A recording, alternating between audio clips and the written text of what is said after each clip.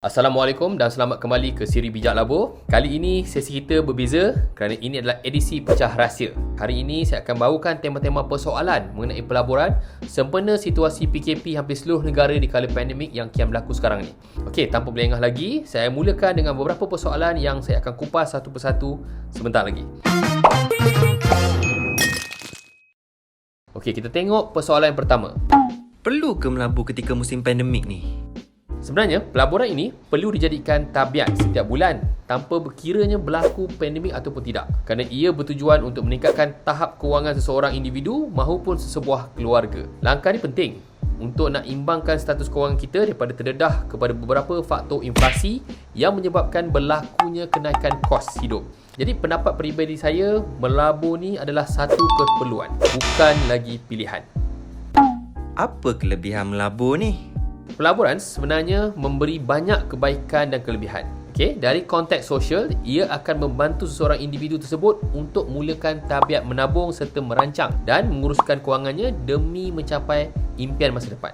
Manakala dari sudut ekonomi individu pula, ia akan dapat memberi manfaat dalam melawan kesan inflasi, potensi membina kekayaan, mencapai kebebasan kewangan dan mendapat sumber pendapatan pasif. Vaksin ni beri kesan ke kepada pelaburan? Pendapat saya, perkembangan positif vaksin ini dapat tingkatkan keyakinan sosial orang ramai dalam berbelanja. Setiap pembelanjaan tersebut akan menggalakkan transaksi.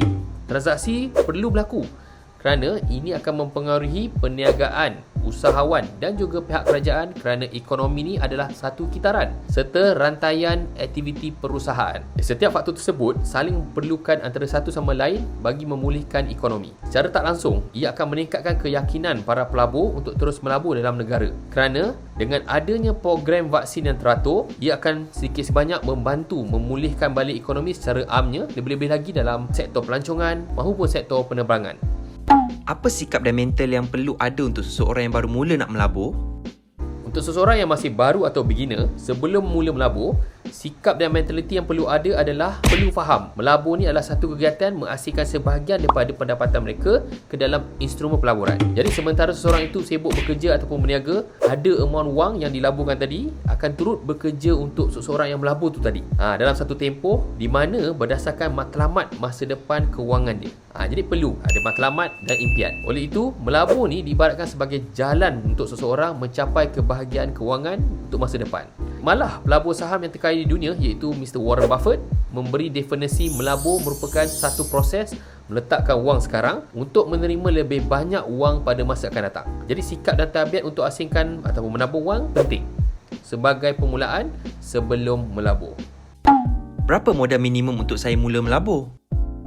Bagi saya senang saja. Sebagai permulaan, boleh gunakan antara 10% hingga 30% daripada pendapatan anda untuk mula melabur. Tetapi pastikan yang anda juga mempunyai wang simpanan untuk hal-hal kecemasan. Yang tu penting.